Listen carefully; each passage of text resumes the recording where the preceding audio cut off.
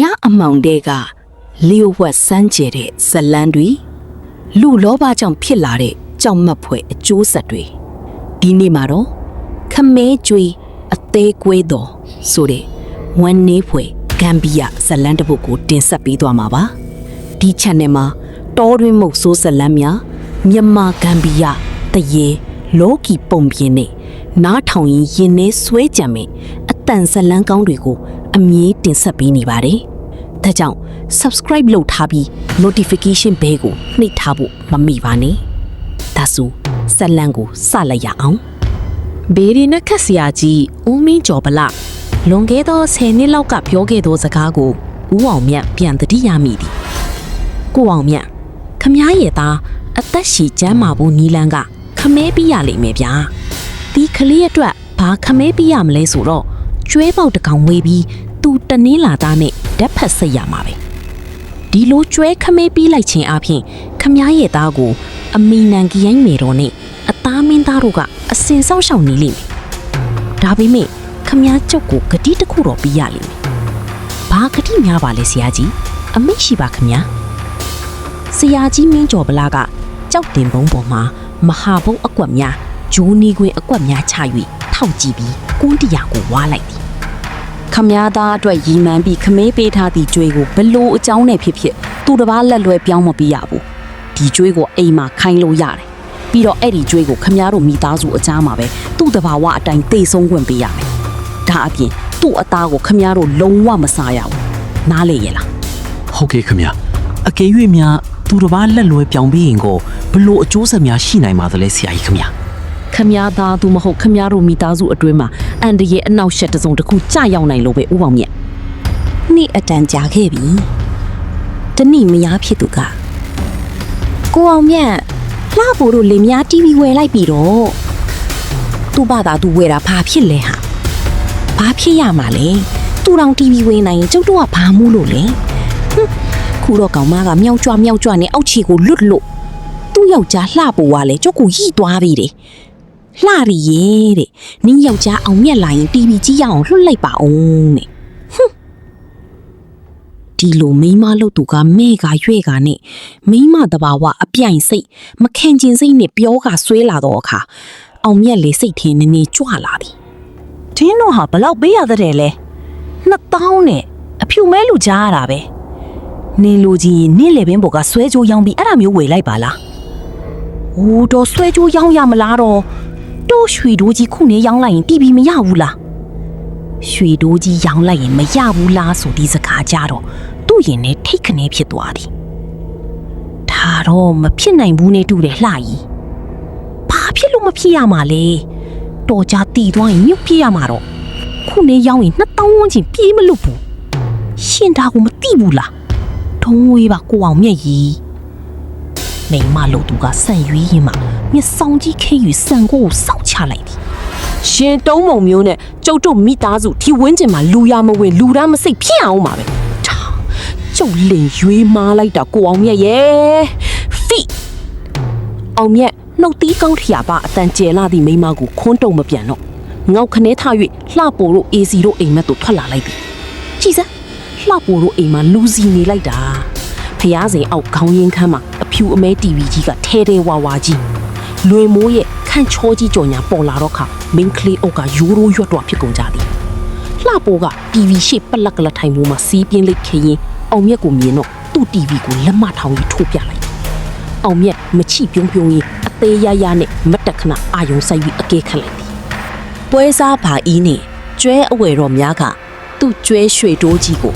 လှည့်ပအကဲခတ်သည်တီးနောက်သူတို့ချင်းတိုးပြောကြပြန်သည်အဖေသူတို့ရွှေတိုးကြီးကိုဘာလို့ကြမလို့လဲဟင်တန်ချောင်းရဲ့အမေးကြောင့်အဖေလို့သူကိုအောင်မြတ်မျက်နှာပြတ်သွားသည်ဟိုဝေမလို့တဲ့သားဗျာအဖေကရောင်းမယ်ရောင်းမလားလို့တန်ချောင်းမျက်နှာတစ်ချက်ညို့သွားသည်ဒီနောက်ရွှေတိုးကြီးကိုကရုဏာတတ်စွာမီးမော၍ကြည့်နေရှာသည်ရွှေတိုးကြီးကလူစိမ်းများဝိုင်းကြည့်နေတော့ကြောင့်လှုပ်ရွဖြစ်နေဘာဖြစ်လို့ရောင်းပါလဲဖေတနာပါလေ သူတန်ချောင်းကိုမျက်ရည်ပြလိုက်ပြီးခက်လန်းလန်းသူခေါ်သွားကရွှေတိုးကြီးအခြေအနေမကောင်းကြောင်းများမကြခင်တီးသွားနိုင်ကြောင်းဒါကြောင့်မတက်တာ၍ရောင်းရမှာဖြစ်ပြီးရသည့်ငွေကိုလှပိုတို့အိမ်ကလူတီဗီတစ်လုံးဝယ်ပေးမိအကြောင်းချော့၍နားချရသည်တန်ချောင်းကဖအေးကိုကြောက်၍သာပြန်မပြောဘဲနေရသည်ရင်ထဲမကောင်းမျက်နာကြီးကိုအောင့်ငုံ၍မြေကြီးကိုအထိပ်ပယ်မဲ့စွာကြည့်ရင်အတန်တိတ်မျက်ရည်ကျနေလိုက်သည်ကိုအောင်မြတ်ပြောကွာအဝယ်တော်တွေက1000ခွဲပဲပေးနိုင်မယ်တဲ့ကွာနဲတာပေါ့ကိုဘာကြီးอ่ะနှစ်အတိထားပေးပါဗျာမရဘူးအကိုကျွဲနော်နေတိတ်မကောင်းဘူးအမြန်ရှင်းပြမှာတန်ကားကြမယ်ဒီတော့အကိုကြိုက်ရင်ရောင်းပါမရောင်းချင်ရင်လည်းနေပါနောက်ဆုံးသူမနေနိုင်တော့ရသမျှစီးနဲ့လက်ခံလိုက်ရသည်ရွှေတိုးကြီးကိုအဝယ်တော်များကဆွဲသွားကြတော့အခါတန်ချောင်းကအိုး၍ငိုသည်သူ့အမိကကောင်လေးတိတ်တိတ်မီဆန်ဟုငေါ့ရင်ဆွဲထားသည်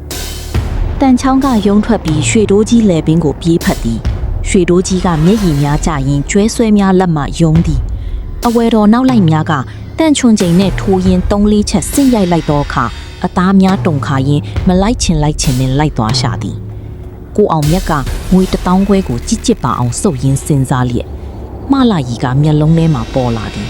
တီဗီကြည့်ရင်ကြည်နူးလျက်တန်ချောင်းကတော့မြေပေါင်းကြီးရွှေတိုးကြီးထွက်သွားသည်ကိုငေးကြည့်ရင်တိမ်သေးရှိုက်ငိုလျက်ရွှေတိုးကြီးခြံဝါမအထွက်ကြုံလိုက်ရသည်ကအံ့ဩဖို့ကောင်းသည်ရွှေတိုးကြီးသည်ရင်ကွေးတိုင်ကြီးနှင့်တစ်ချက်អော်လိုက်တဲ့အစုံခြံခေါင်းရင်းပတ်နားမှာကိုထားသည့်အမီနန်ဂရိုင်းနဲ့ကွန်းစင်ပေါ်မှာကညွတ်ပန်းထည့်ထားသည့်ရီအင်တုံသည်လေမတိုက်ကြွက်မတိုက်ပါဘဲနဲ့ရုတ်တရက်ပြုတ်ကျကအစိတ်အများများကွေးသွားခဲ့လိမ့်သည်ကျမဆိုးကဂျိုရောအတောင်ပံပါပေါက်ခဲ့လိမ့်ပြီနွားတက်ယုံထိုရောက်သောအခါနွားတက်သမားများကရွှေတိုးကြီးကိုသားတက်ယုံထဲသို့တွင်းလိုက်သည်ကျွဲနွားများ၏တွင်းညီနှံ့ကိုရသောအခါရွှေတိုးကြီးကမဝင်ပဲယုံသည်ထိုအခါသားတက်သမားများကစူးတက်ကျိန်နှင့်ဖိ၍ရိုက်ကြတော့သည်ကျွဲနှဖားကြိုးကိုတုံဆွဲပြီးတွင်းသည်တရိษံမင်းဖြစ်တော်လဲရွှေတိုးကြီးကတိသည်ဘဝတူများ၏ဝိညာဉ်နှံ့ကိုရသောအခါကျမ၏လှုံ့ဆော်မှုကြောင့်လားမသိအတင်းယုံကန်ပြီးထွက်ပြေးသည်တို့ကလေးယုံလိုက်သဖြင့်နှဖားကြိုးဆွဲသူလဲကျသွားပြီးရှိချင်နဲ့အနင်းခံလိုက်ရကငေးတန်ပါအောင်အော်တော်သည်တီနောက်နွားတက်သမားများကတုတ်ဝါရင်တုတ်တန်တို့များနဲ့ရွှေတိုးကြီးကိုပိတ်၍ရစ်ရက်ဆက်ဝိုင်းထုရိုက်ချိုးကြသည်ဖြောင်းဒုတ်ရွှေတိုးကြီးချလက်ပတ်လေသွားသည်နာနိုးစီမှာသွေးစိမ်းများစီးကြလာသည်အသေးခိုင်မြနာကျင်လုံး၍သူ့ဒူးများတုံရင်လာသည်တာတသမားကနောက်တစ်ချက်ရိုက်ရန်တန်တုတ်ကိုအမြောက်မှာရွှေတိုးကြီးကဦးချိုကားကြီးနဲ့ဝိ၍ရမ်းပစ်လိုက်သည်ဆော့ဟေးလာကြစမ်းမအောင်ဟာကျွေးတောင်းကြနေပြီချကွာမင်းတို့ကျွေးခက်လိုက်ပြီချအသေးချတာတသမားရဲ့ဝမ်းပိုက်ကိုချုံများသည့်ချိုကားကြီးကစိုက်ဝင်ကတာတသမားစူးစူးဝါဝါအော်ရင်လဲကျသွားသည်ဒီနောက်လက်နက်မျိုးစုံနဲ့တာတသမားများဝိုင်းလာသည်ရွှေတိုးကြီးသည်တော့ခတ်ထားသည့်တစ်သားတကားကိုဦးကောင်းနှင့်အားကိုတိုက်ဝေကချန်ပီယံတို့လွားခနဲခုံထွက်၍ရှေ့သို့တဟုန်တို့ကစုံချပြေးတော်သည်ရွှေတိုးကြီးဦးချိုမှာသွေးစွန်းညစ်သေးသွားခဲ့ပြီကြောက်စိတ်နဲ့စိတ်ရိုင်းများကသူ့သဲချီကိုပြစ်ခဲ့စီပြီသူ့ပြေးလန်းချောင်းတစ်လျှောက်အစီအတားမှန်သမျှမြင်ရာကိုအကုန်ခတ်၍ကော်၍သူ့သခင်လေးခြံရှိရာသို့ဦးတီပြီးပြေးနေသည်တစ်သီးဆိုင်အချို့အခက်ခံရ၍လွင့်စင်မှောက်ကွဲကုန်သည်ရှေ့မှပိတ်မိနေသည့်ရေခဲချစ်လဲကိုချိုကားကြီးနှင့်ခတ်ပစ်လိုက်သည်ယခုအခါတားသက်သမားများသာမကလူအုပ်ကြီးကပါရရလက်နက်များဆွဲကင်၍သူ့ကိုတုတ်တင်ရှင်းလင်းရအော်ဟစ်၍နောက်မှလိုက်လာကြသည်ကလေးအချို့နှင့်ဈေးသွားခီးသွားများသည်ဦးတဟိုပြီးလွာပုံအောင်နေကြရသည်စိုက်ကားသမားများကလည်းကတ္တရာလမ်းမှာပေါ်မှာချိုကားကြီးကိုဝှေ့ရမ်း၍သွေးတန်ရဲရဲနဲ့ကစုံဆိုင်တောင်းကျမ်းနေသည့်ကျွဲစိုးကြီးကိုမြင်သောအခါကိုအသက်ဘေးအတွက်ဆိုင်ကားကိုပြည့်၍ပြေးတော်သည်ကားတွေလည်းရက်ကုန်သည်ထိုစဉ်တတိကောင်းပုံရသည့်လူရွယ်တဦးကလှန်တချောင်းနှင့်ရှီမှရက်၍ကြည်ရန်ပြင်လိုက်သည်ရွှေတိုးကြီးကရှီမှရန်သူကိုဝက်ခေါင်းတိုးဝင်၍တိုက်ပစ်လိုက်ရာလူတခြားလှန်တခြားဖြစ်သွားပြီးမထနိုင်တော့သူဖြတ်တိုင်းရလမ်းကြောင်းတစ်လျှောက်သည်အော်တန်ဟစ်တန်ကျိန်ဆဲတန်ငိုကြွေးတန်များနှင့်ကဘာပြက်၍ကြံခဲ့သည်ရွှေတိုးကြီးတားသက်ယုံမှထွက်ပြေးပြီးမြို့ထဲမှာရက်ထဲမှာတောင်းကျမ်းနေသည့်သတင်းကညောင်သုံးပင်ကွင်းဆက်မှနေသည့်ကိုအောင်မြတ်နားသို့ဈေးသွားများမှတဆင့်ပေါက်လာခဲ့သည် ကိုအောင်မြတ်တွက်လိုက်သည်ရွှေတိုးကြီးစိုးသွမ်း၍စိတ်ရိုင်းဝင်သွားပြီဧကံမှုချဒီကောင်သူ့ချီတိုင်းရှိရာဒီအိမ်ချန်ကိုပြန်လာလိမ့်မည်ဘလို့လောက်ရပါမလဲစင်စားအကြံထုံနေစဲမှာပင်ရွာမြောက်ဖျားမှာအော်တန်များကြားလိုက်ရသည်ဟောင်းမြတ်ရေမင်းကြွေးကြီးတောင်းကျန်နေပြီဟေးလှုပ်ပေါင်းဟာတန်ချောင်းရေတန်ချောင်းရွှေတိုးကြီးပြန်လာပြီဟေးဟေးခလေးဒီခြံတဲကိုဝင်ကြအိမ်ပေါ်ကိုအမြန်တက်ကြစမ်းပြေးကြဟာပြေးသူစိုးသွားပြီငါဘာလုပ်ရမလဲတော့ကြခြံထဲကိုဝင်လာပြီးမိသားစုကိုရန်ရှာခဲ့ရင်ဘယ်နဲ့လုပ်ရမလဲကိုအောင်မြတ်တွေးလန့်လာသည်တန်ကြောင်လူလေးအောက်ကိုအစင်းနဲ့လိုက်ငါ့ကိုလန့်မြန်ပေးစမ်းအဖေမလုပ်ပါနဲ့မြန်ပေးပါဟာကိုအောင်မြတ်ကလှရီကမ်းပြီးသည့်လှန်ရှိကိုကင်၍ခြံဝမှာအချီနီကိုကြည့်လိုက်သည်ပြေးအောင်မြတ်မရဲနဲ့နော်ပြေးရွှေတိုးကြီးကသွေးတန်ရဲရဲနဲ့သူ့ခြံဝါသို့ရောက်လာသည်သူ့မျက်လုံးအစုံသည်မကောင်းဆိုးဝါးများအပမီနေသလိုသွေးနီခဲမီးကြီးခိတ်ဖြစ်နေသည်ခန္ဓာကိုယ်ပေါ်မှာလည်းပြစ်ခတ်ထမ်းရများကြောင့်သွေးများယိုစီးလျက်ရွှေတိုးကြီးတန်ချောင်းမလာခဲနဲ့ကိုအောင်မြတ်ကလှန်ကိုမြောက်လိုက်သည်ရွှေတိုးကိုအောင်မြတ်ရဲ့မန်နဲ့អော်လိုက်တန်ကြောင့်ရွှေတိုးကြီးသွေးမျက်ရည်များနဲ့ပေ၍ကြည့်နေသည်ရွှေတိုးမင်းနဲ့ငါတို့မဆိုင်တော့ဘူးမင်းသွားတော့ရွှေတိုးကြီးတန်ကြောင်ကလည်းအိမ်ပေါ်မှာငိုတန်ပါကြီးနဲ့អော်သည်တန်ကြောင်အတန်ကြားသောအခါရွှေတိုးကြီးကခြံထဲသို့ဇူးဝင်ရန်ပြင်လိုက်သည်တီရင်ကိုအောင်မြတ်ကအကျဉ်းနာမိတ်စွာလှန်ကိုမြောက်၍ရွှေတိုးကြီးလက်ပတ်ကြားကိုထိုးဆက်ရန်ပြင်လိုက်စဉ်ရွှေတိုးကြီးကမျက်လုံးထဲမှာသခင်ဟုမမြင်တော့ရန်သူဟုမြင်သွားကကျုံးကော်ပတ်တင်ခတ်လိုက်သည်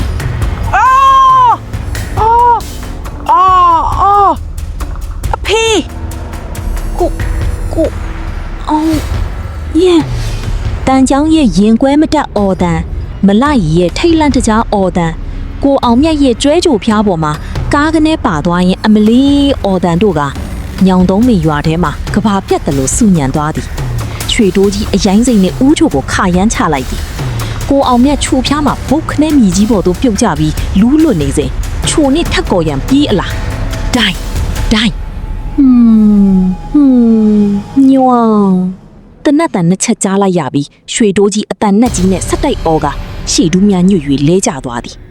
ဒါတွေကိုမြင်လိုက်တော့တန်ကြောင်အိမ်ပေါ်မှခုန်ဆင်းလိုက်သည်သူ့အဖေနဲ့ရွှေတိုးကြီးအကြားရောက်နေသည်အဖေလှုပ်သူကတေငယ်စောနဲ့လူးလွန်ရင်သူ့ကိုလက်ရက်ခေါ်နေသည်ရွှေတိုးကြီးကလည်းမျက်ရည်နဲ့အေးသွေးအိုင်များအကြားမှာသူ့ကိုအမတ်တရကြီးကြည့်နေရှာသည်ရဲတပ်ဖွဲ့ဝင်များကရိုင်ဖယ်တနက်များကိုထိုးချိန်ပြီးအချီနီကိုကြည့်နေသည်မှလီကကိုအောင်မြတ်ကိုပြေးပွေလိုက်သည်မကြခင်ရွှေတိုးကြီးငြိမ်ကျသွားသည်တန်ချောင်းသူ့အဖေစီတို့အော်ငိုရင်ပြေးသွားလိုက်သည်အဖေကနန်ဂရိုင်းမဲတော်ကြီးနှက်ကုန်းစင်ရှိမှလူးလွတ်နေသည်ဝမ်းပိုက်မှအန်းထွက်နေသည့်ဥများကိုဖယ်လက်နဲ့ပွေရင်ညာလက်နဲ့သားလို့သူတန်ချောင်းရဲ့လက်ကိုသွေးယူသွေးတန်စုပ်ကိုင်းကတန်ချောင်းအဖေမာသွားပြီလိုက်စီယာကြီးဦးမေကျော်ပလာငါတို့နာမထောင်ခဲ့တာမာသွားပြီဟဖေတန်ချောင်းရင်ကွဲမတက်အော်၍ငိုလိုက်သည်မလှကြီးကနောင်တာများကိုမျက်ရည်နဲ့လိမ့်ကြံ၍ပတားမီလူမြေကြီးမှလှိမ့်၍ငိုနေသည်ပြစ်ခံငိုယူအော်ဟစ်တံများကြား၍ရွာတောင်ပြားမှဆရာကြီးဦးမင်းကျော်ဗလာရောက်လာသည်ဆရာကြီးသည်ဖြစ်ကြောင်းကုံစင်ကိုတိလိုက်ရသောအခါတသိမ့်သိမ့်ဆိုင်ငိုနေသည့်တန်ချောင်းရဲ့ပခုံးကိုကရုဏာတဲနှင့်စွာနှင့်ဖြစ်ညှိရင်းသူပြောခဲ့သည့်စကားကိုနားမထောင်ခဲ့သည့်အောင်မြတ်ရဲ့သွေးတန်ရဲရဲအလောင်းကိုစိုးနှင့်စွာလှန်ကြည့်ကဦးခေါင်းကိုတွင်ရမ်းလိုက်လေသည်ခမီကျွေအသေးကွေသောဒီဇလန်ကတော့လောဘဂတိပြတ်မှုနဲ့တစ္ဆာဖောက်ခြင်းတွေကဘ ဘလောက်ထိကြောက်စရာကောင်းတဲ့အကျိုးဆက်တွေဖြစ်လာနိုင်နေဆိုတာသတိပေးထားတဲ့ဇလန်းတစ်ပုဒ်ပါတန်ရိုးစင်ဆိုတာလူတွေအတွက်တည်းမဟုတ်ပဲတရိတ်ဆန်ရဲ့နှလုံးသားထဲမှာလည်းရှိနေတတ်ပါတယ်ဒီလိုခံပြီးရအတန်ဇလန်းနေတော်ရင်းမို့ဆိုးစွန့်စားခန်းနေကြောက်စရာကောင်းပြီးအတွေးကြံစီမဲ့မြမပုံပြင်ဇလန်းတွေကိုနားထောင်ခြင်းနဲ့ဆိုရင်ကျွန်တော်တို့ channel ကို subscribe လုပ်ပြီး notification bell ကိုနှိပ်ထားဖို့မမေ့ပါနဲ့နောက်ထပ်ဇလန်းအသစ်တွေနဲ့ပြန်လည်တွေ့ဆုံကြမယ်ရှင်အားလုံးပဲမင်္ဂလာရှိသောညချမ်းလေးပိုင်ဆိုင်နိုင်ကြပါစေ